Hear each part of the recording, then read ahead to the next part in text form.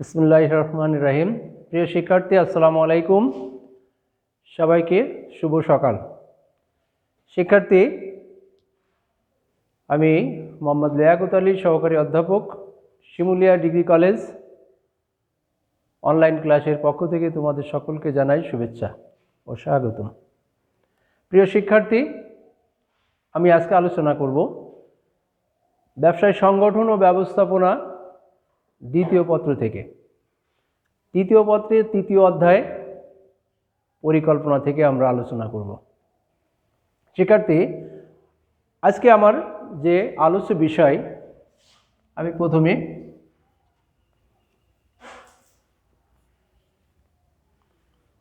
পরিকল্পনা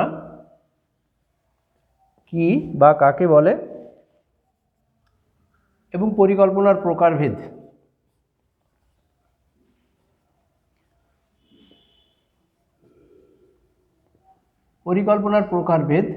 এই দুটি বিষয় নিয়ে আমি আজকে আলোচনা করব। প্রিয় শিক্ষার্থী, পরিকল্পনা সম্পর্কে আমরা জানার আগে একটি গল্প আমি বলছি, গল্পটা একটি শুনি, লক্ষ্য করি। শিমুলিয়া ডিগ্রি কলেজে প্রতি বছরের ন্যায় 2021 সালেও শিক্ষা সফরে যাওয়ার জন্য প্রিন্সিপাল মহোদয় সিদ্ধান্ত গ্রহণ করলেন। স্থান নির্ধারিত হলো, চাঁদার হার নির্ধারিত হলো এবং কবে তারিখও নির্ধারিত হলো। প্রিন্সিপাল মহোদয় শিক্ষকদের সাথে পরবর্তীতে কোনো আলোচনা না করেই উনি কলেজের কাজে কলেজ থেকে কলেজ ক্যাম্পাসের বাইরে কিছুদিনের জন্য চলে যায়। উনি এসে দেখলেন মোটামুটি শিক্ষা সফরের সকল প্রস্তুতি প্রায় সম্পন্ন।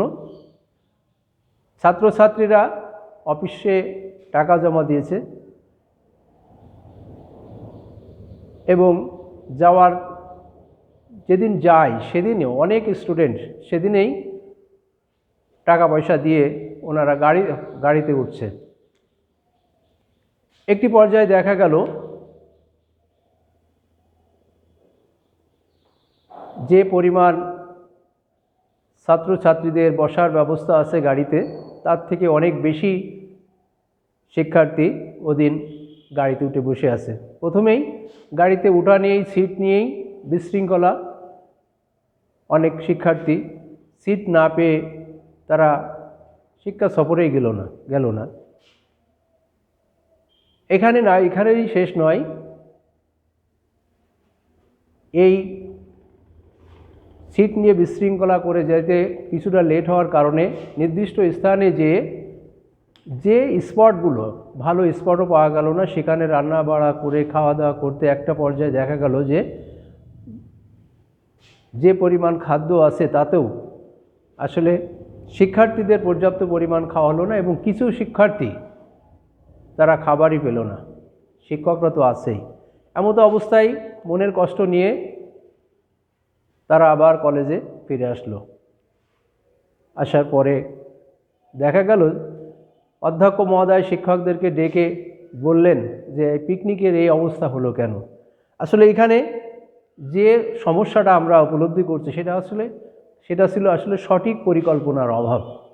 সঠিক পরিকল্পনা না করার কারণেই আজকে এই শিক্ষা সফর বা পিকনিক এটা আসলে একটি বিশৃঙ্খলা দেখা দিয়েছে। তাহলে যদি আজকে সঠিক পরিকল্পনা করা থাকতো, আগের থেকে একটি কমিটি করে তাদের পরে দায়িত্ব দেওয়া হতো, কতজন শিক্ষার্থী শিক্ষা সফরে যাবে সেটা যদি আগের থেকেই একটু চিন্তাভাবনা করা হতো, তারপরে স্পটে ওখানে যদি আমরা সে ভালো একটি স্পট বুকিং করতে পারতাম, যে পরিমাণ শিক্ষার্থী হবে সেই শিক্ষার্থী তাদেরকে বসার যদি সুব্যবস্থা করা যেত, তাহলে এই বিশৃঙ্খলা সৃষ্টি হতো না। তাহলে আমরা বুঝি যে আসলে পরিকল্পনাটা কি। আমরা এখন একটু সেটাই বলবো যে পরিকল্পনা হচ্ছে কোনো কাজের আগাম সিদ্ধান্তকেই আসলে পরিকল্পনা বলা হয়। অর্থাৎ কোনো কাজ কখন, কার দ্বারা, কত সময়ে, কিভাবে করা হবে সেই বিষয়ে আগাম সিদ্ধান্ত গ্রহণ করাটাই হচ্ছে পরিকল্পনা। আসলে পরিকল্পনা হচ্ছে ব্যবস্থাপনার প্রথম এবং প্রধান কাজ। এটি ব্যবস্থাপনার অন্যান্য সকল কাজের ভিত্তিস্বরূপ।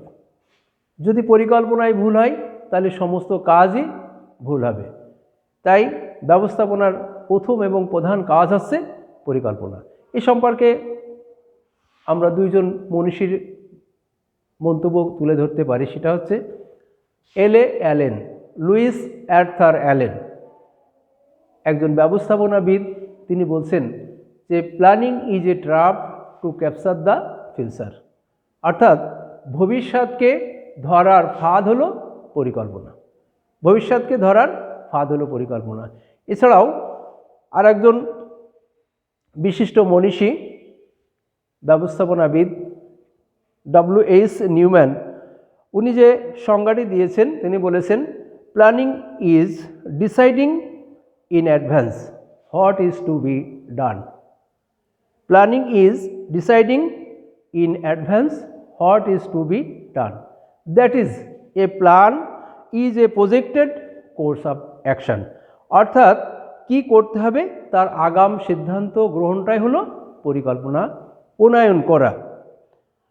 তাই পরিকল্পনা হলো কোনো কাজ সম্পাদনের সুনির্দিষ্ট কর্মসূচি, যেটা বলেছে কে? নিউম্যান। তাহলে আমরা পরিকল্পনা সম্পর্কে যে দুইজন লেখকের উক্তি শুনলাম, তাহলে আমরা সর্বশেষ যে কথাটি বলতে পারি সেটা হচ্ছে যে পরিকল্পনা হলো পরিকল্পনা ব্যবস্থাপনার প্রথম কাজ। কি বললাম? পরিকল্পনা হলো ব্যবস্থাপনার প্রথম কাজ। এটি লক্ষ্য অর্জনে সহায়তা করে, এটি ভবিষ্যৎ কাজের দিক নির্দেশনা করে এবং এটি একটি চিন্তন মননশীল প্রক্রিয়া। এটা হচ্ছে পরিকল্পনা। প্রিয় শিক্ষার্থী, তাহলে আমরা বুঝলাম পরিকল্পনাটা কি। এখন আমরা দেখব পরিকল্পনার প্রকারভেদ।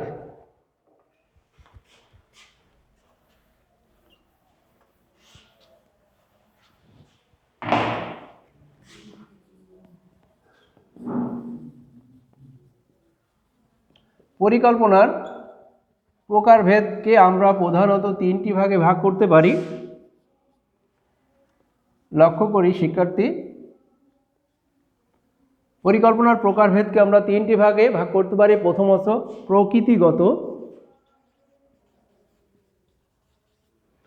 প্রকৃতিগত পরিকল্পনা, মেয়াদভিত্তিক পরিকল্পনা,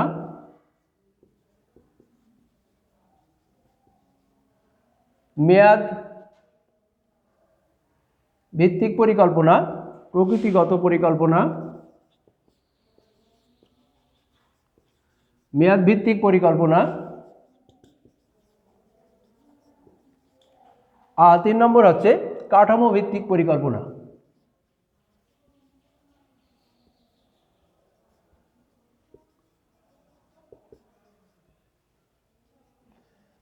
প্রিয় শিক্ষার্থী, তাহলে পরিকল্পনার বিভিন্ন মনীষী বা বিভিন্ন ব্যক্তি যেভাবে এর প্রকারভেদটা দেখিয়েছে আমরা সেটা দেখার চেষ্টা করব। প্রথমে বললাম প্রকৃতি ভিত্তিক পরিকল্পনা। প্রকৃতি ভিত্তিক পরিকল্পনাটাকে আবার তিনটি ভাগে ভাগ করা হয়েছে। এটা হচ্ছে 1 নম্বর আছে লক্ষ্য, 2 নম্বর আছে স্থায়ী পরিকল্পনা,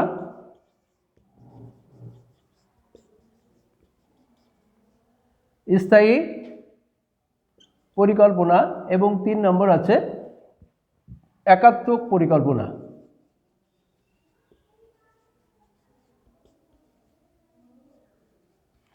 প্রিয় শিক্ষার্থী, লক্ষ্য করি প্রকৃতিগত পরিকল্পনাকে তিনটি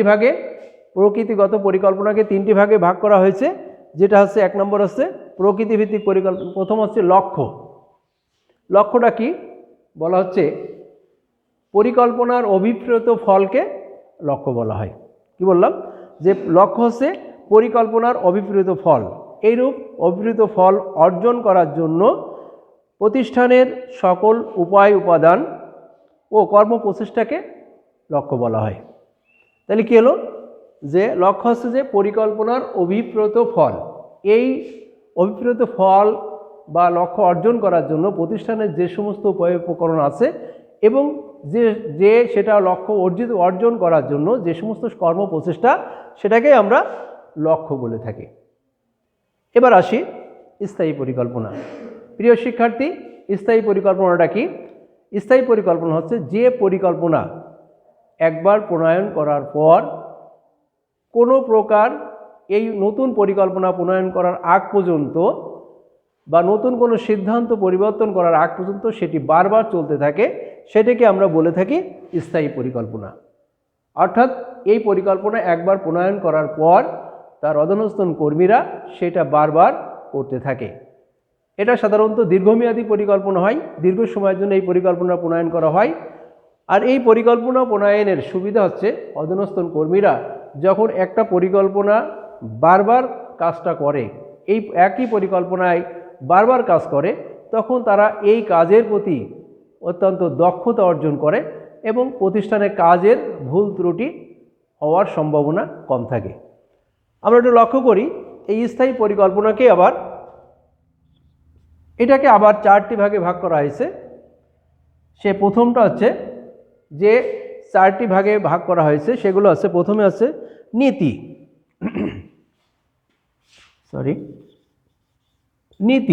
নীতিটা কি? নীতি হচ্ছে যে একটি কাজের সাধারণ দিক নির্দেশনা বা পথ নির্দেশনাকেই আমরা নীতি বলে থাকি।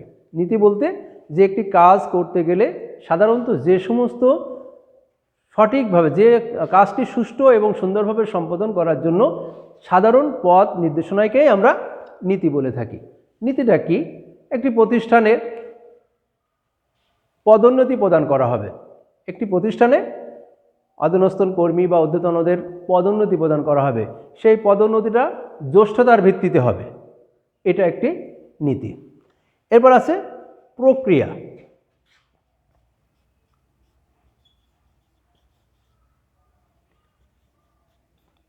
শিক্ষার্থী লক্ষ্য করি, প্রক্রিয়াটা কি? লক্ষ্য অর্জনের জন্য ধারাবাহিক কার্যের সমষ্টিকে আসলে আমরা বলতে পারি আছে প্রক্রিয়া। প্রক্রিয়ার অধীনে পরস্পর লক্ষ্য অর্জনে পরস্পর নির্ভরশীল ধারাবাহিক কাজের সমষ্টিকেই আমরা বলে থাকি প্রক্রিয়া। লক্ষ্য অর্জনের জন্য পরস্পর নির্ভরশীল ধারাবাহিক কাজের সমষ্টি হচ্ছে প্রক্রিয়া। তারপর আছে পদ্ধতি।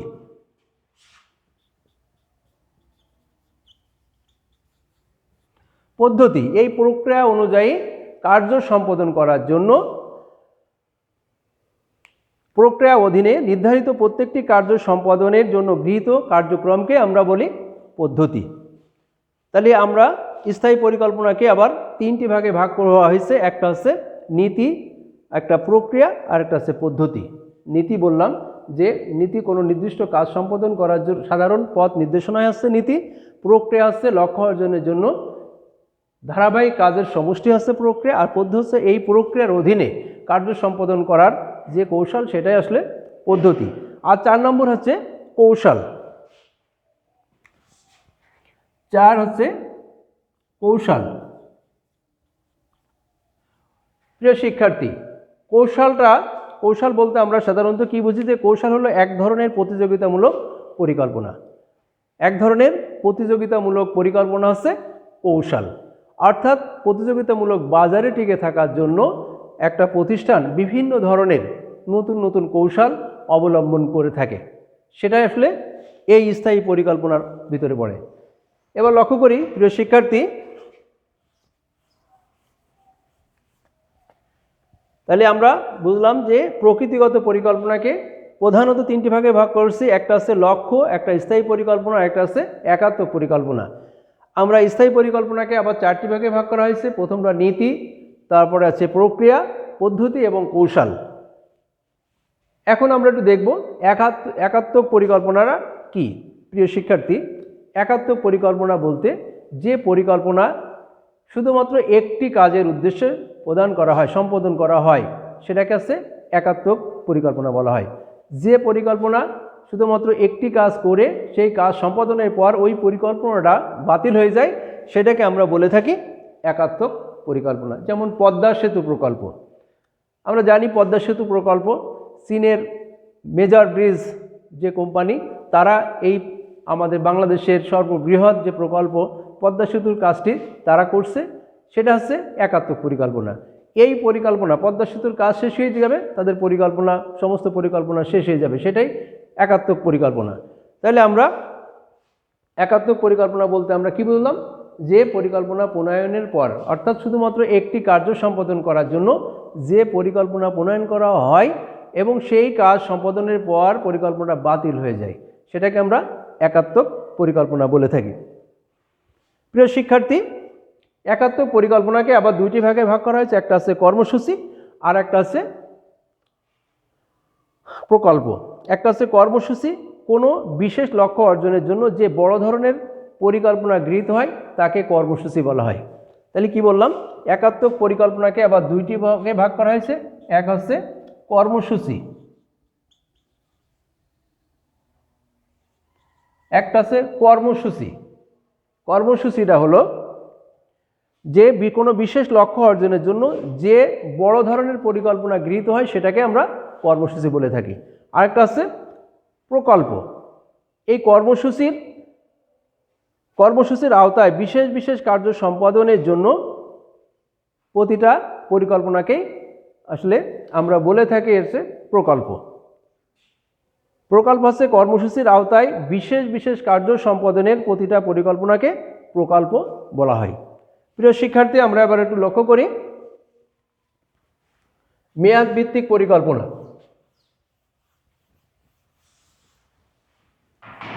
মেয়াদ ভিত্তিক পরিকল্পনাকে আবার তিনটি ভাগে ভাগ করা হয়েছে। একটা হচ্ছে স্বল্পমেয়াদী পরিকল্পনা,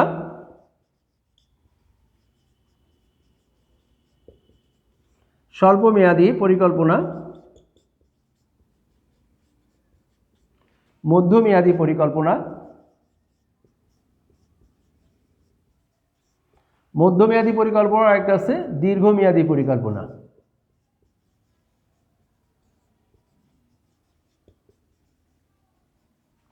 প্রিয় শিক্ষার্থী, লক্ষ্য করি তাহলে মেয়াদ ভিত্তিক পরিকল্পনাকে আমরা তিনটে ভাগে ভাগ করেছি। একটা আছে স্বল্পমেয়াদী পরিকল্পনা, একটা আছে মধ্যমেয়াদী পরিকল্পনা, আর একটা আছে দীর্ঘমেয়াদী পরিকল্পনা। এবার আমরা লক্ষ্য করি স্বল্পমেয়াদী পরিকল্পনা বলতে কাকে বোঝায়, যে পরিকল্পনা 0 থেকে 1 বছরের মধ্যে যে পরিকল্পনার কার্যক্রম নির্দিষ্ট থাকে তাকে স্বল্পমেয়াদী পরিকল্পনা বলা হয়। যে এর মেয়াদকাল 0 থেকে 1 বছরের মধ্যে যদি কোনো পরিকল্পনা প্রণয়ন করা হয় তাহলে সেটাকে আমরা বলবো স্বল্পমেয়াদী পরিকল্পনা। এরপরে আমরা মধ্যমেয়াদী পরিকল্পনা, যে পরিকল্পনা 1 থেকে 5 বছর সময়ের মধ্যে যে পরিকল্পনাটা গ্রহণ করা হয়, 1 থেকে 5 বছর সময়ের মধ্যে যে পরিকল্পনাগুলো প্রণয়ন করা হয় সেটাকে আমরা বলি মধ্যমেয়াদী পরিকল্পনা।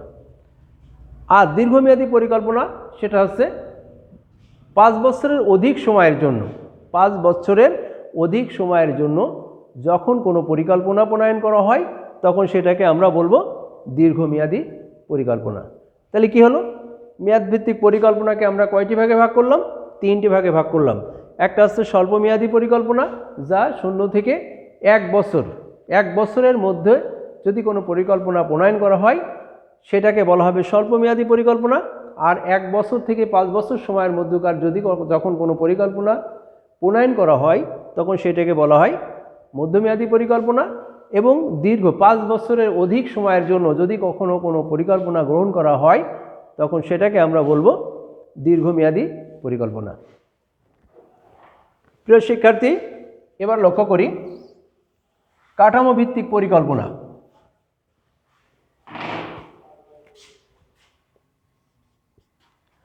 কাঠামো ভিত্তিক পরিকল্পনাকে আবার তিনটি ভাগে ভাগ করা যায়।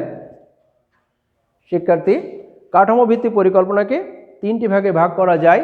একটা হচ্ছে বিভাগীয় পরিকল্পনা, বিভাগীয় পরিকল্পনা,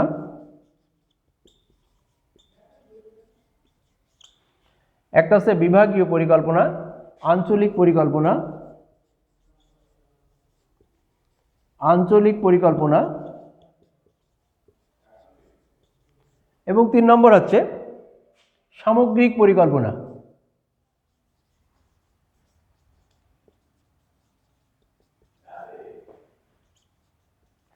প্রিয় শিক্ষার্থী, একটু লক্ষ্য করি, তাহলে কাঠামো ভিত্তিক পরিকল্পনাকে কয়টি ভাগে ভাগ করা যায়? আমরা বললাম 3টি ভাগে ভাগ করা যায়। একটা হচ্ছে বিভাগীয় পরিকল্পনা, একটা আঞ্চলিক পরিকল্পনা, আর একটা হচ্ছে সামগ্রিক পরিকল্পনা। বিভাগীয় পরিকল্পনাটা কি? একটি প্রতিষ্ঠানের বিভিন্ন বিভাগ থাকে, সেই বিভাগেরই প্রত্যেকটা বিভাগের জন্য যখন নতুন করে আলাদা আলাদা করে পরিকল্পনা প্রণয়ন করা হয় তখন সেটাকে বলা হয় বিভাগীয় পরিকল্পনা। অর্থাৎ প্রতিটা বিভাগ এবং উপবিভাগের জন্য যখন আলাদা আলাদা পরিকল্পনা প্রণয়ন করা হয় তখন সেটাকে বলা হবে বিভাগীয় পরিকল্পনা।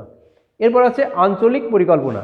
একটা প্রতিষ্ঠানের বিভিন্ন অঞ্চলে যদি তার প্রতিষ্ঠানের কার্যক্রমগুলো বিস্তৃত থাকে, বিভিন্ন অঞ্চলে ভাগ করা থাকে এবং সেই প্রত্যেকটা অঞ্চলভিত্তিক যদি পরিকল্পনা প্রণয়ন করা হয় তখন সেটাকে বলা হবে আঞ্চলিক পরিকল্পনা।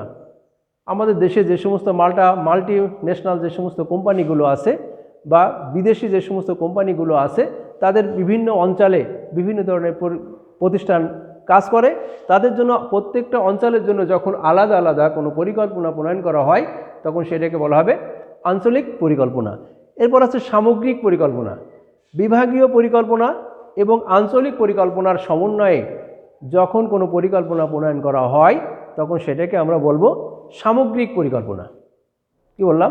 যে বিভাগীয় পরিকল্পনা এবং আঞ্চলিক পরিকল্পনার সমন্বয়ে যখন কোনো পরিকল্পনা প্রণয়ন করা হয় তখন সেটাকে বলবো আমরা সামগ্রিক পরিকল্পনা।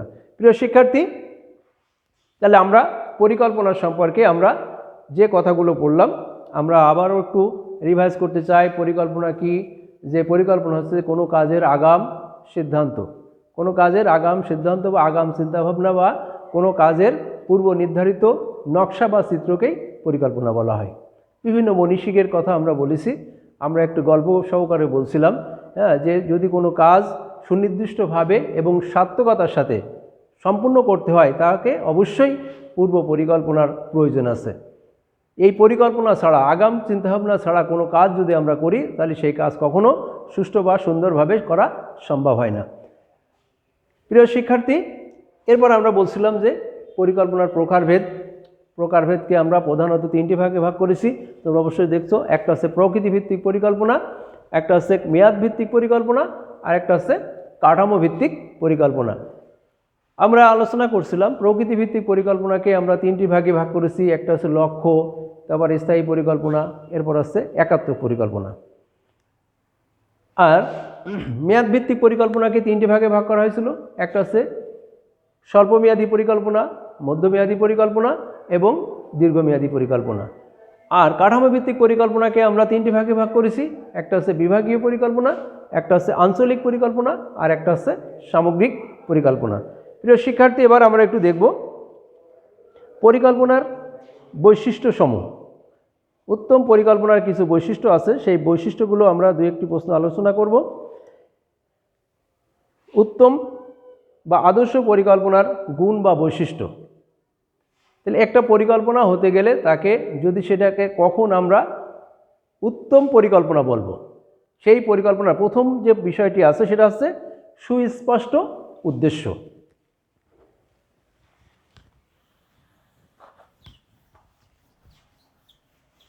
লক্ষ্য করি পরিকল্পনার কিছু বৈশিষ্ট্য আছে, সেই বৈশিষ্ট্যগুলো আমরা 2টি পয়েন্ট আলোচনা করে আজকে আমরা আলোচনা শেষ করব। সেটা হচ্ছে পরিকল্পনার বৈশিষ্ট্য।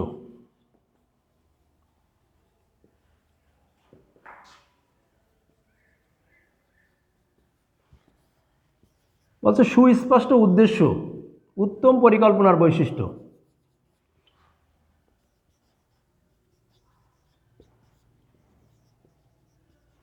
প্রিয় শিক্ষার্থী, লক্ষ্য করি পরিকল্পনার সুস্পষ্ট উদ্দেশ্য থাকতে হবে। যে পরিকল্পনাটা প্রণয়ন করা হবে তার একটি সুস্পষ্ট উদ্দেশ্য, সে উদ্দেশ্য যদি সঠিক না হয়, উদ্দেশ্য যদি স্থির না থাকে তাহলে তার অধীনস্থনরা যে পরিকল্পনাটা প্রণয়ন করা হয় অধীনস্থনরা সেই কাজগুলো সঠিকভাবে করতে পারে না। এই জন্যই অবশ্যই এর উদ্দেশ্যটা অধীনস্থনদের নিকট সুস্পষ্ট হতে হবে।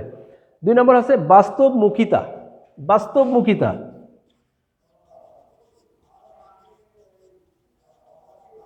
প্রিয় শিক্ষার্থী, পরিকল্পনাটা এমনভাবে প্রণয়ন করতে হবে যেটা বাস্তবমুখী হতে হবে, অবাস্তব কোনো পরিকল্পনা প্রণয়ন করা যাবে না।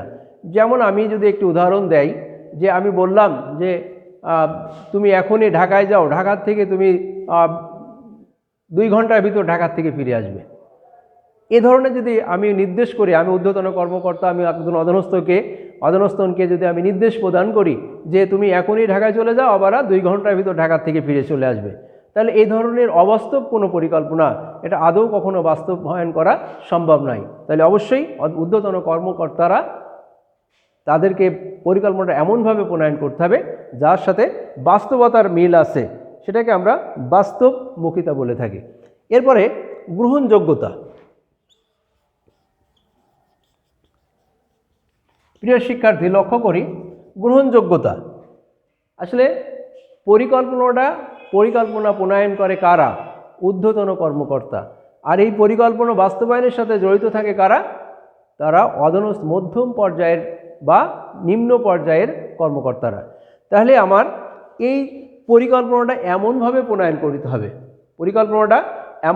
প্রণয়ন করতে হবে যারা এই পরিকল্পনা বাস্তবায়নের সাথে জড়িত তাদের কাছে অবশ্যই গ্রহণযোগ্য হতে হবে। অগ্রহণযোগ্য কোনো বিষয় পরিকল্পনার যদি আমরা করি তাহলে সেই পরিকল্পনাটা কখনোই গ্রহণযোগ্য হবে না। যেমন আমরা উদাহরণস্বরূপ বলতে পারি যে আমরা এবছর ছাত্রছাত্রীদেরকে নিয়ে বা ইন্টারমিডিয়েট লেভেলের ছাত্র এবং ছাত্রীদেরকে নিয়ে আমরা কক্সবাজার যাব। এই ধরনের পরিকল্পনা যদি আমরা করি তা কখনোই সেটা আমাদের গার্জিয়ানদের কাছে গ্রহণযোগ্য হবে না। তাহলে অবশ্যই পরিকল্পনাটা এমনভাবে করতে হবে যাতে সকলের নিকট গ্রহণযোগ্য হয়। প্রিয় শিক্ষার্থী, এরপর আছে সঠিক পথ নির্দেশনা। পরিকল্পনা এমনভাবে প্রণয়ন করতে হবে, এই পরিকল্পনার সাথে যারা জড়িত বা যারা এই পরিকল্পনা বাস্তবায়নের সাথে জড়িত তাদেরকে সঠিক পথ নির্দেশনা দিতে হবে। তাদেরকে আগেই জানাতে হবে যে তোমার এই পরিকল্পনাগুলো তোমাকে এইভাবে করতে হবে। এই নির্দেশনা দিলেই তাহলে সেই পরিকল্পনাটা সঠিকভাবে বাস্তবায়ন করা সম্ভব হবে। প্রিয় শিক্ষার্থী, তাহলে আজ আমরা যে তোমাদের যে ক্লাসটি নিলাম ব্যবসায় সংগঠন ও ব্যবস্থাপনা দ্বিতীয় পত্র থেকে পরিকল্পনা বা প্ল্যানিং অধ্যায় থেকে, তোমরা এই অধ্যায়টা ভালো করে দেখবা। যে 3টি বিষয় আমি আলোচনা করলাম, পরিকল্পনার সংজ্ঞা, পরিকল্পনার প্রকারভেদ এবং উত্তম পরিকল্পনার বৈশিষ্ট্যসমূহ। আমরা আশা করব তোমরা এই অধ্যায়ে বিশেষ করে বৈশিষ্ট্যর ভিতর থেকে সৃজনশীল প্রশ্ন আসবে, তোমরা এই বৈশিষ্ট্যগুলো সুন্দর করে দেখবে এবং ভালো করে অধ্যয়ন করবে, তাহলে তোমরা এখান থেকে সৃজনশীল প্রশ্নের উত্তর খুঁজে পাবে। প্রিয় শিক্ষার্থী, আমরা অনলাইনের এই ক্লাসে তোমাদেরকে আসলে যেভাবে আমাদের পাওয়ার কথা সেভাবে আমরা পাচ্ছি না, তারপরেও আমরা আশা করব যে অতি দ্রুত আমরা আবার পূর্বের ন্যায় সেই ক্লাসে আমরা ফিরতে পারবো, সেই আশাবাদ ব্যক্ত করছি। পাশাপাশি তোমাদের সকলের সুস্বাস্থ্য এবং মঙ্গল কামনা করছি। এবং তোমরা এই করোনাকালীন, তোমরা জানো এখন করোনার দ্বিতীয় ঢেউ চলছে, এখানে তোমরা অবশ্যই স্বাস্থ্যবিধি মেনে চলাচল করবে এবং পড়ার ভিতরে থাকো, টেবিলে থাকো, এটাই আমাদের কামনা। এই কামনা করে আজ শিমুলিয়া ডিগ্রি কলেজের পক্ষ থেকে তোমাদের সকলকে আবারও রক্তিম শুভেচ্ছা জানিয়ে শেষ করছি। আল্লাহ হাফেজ।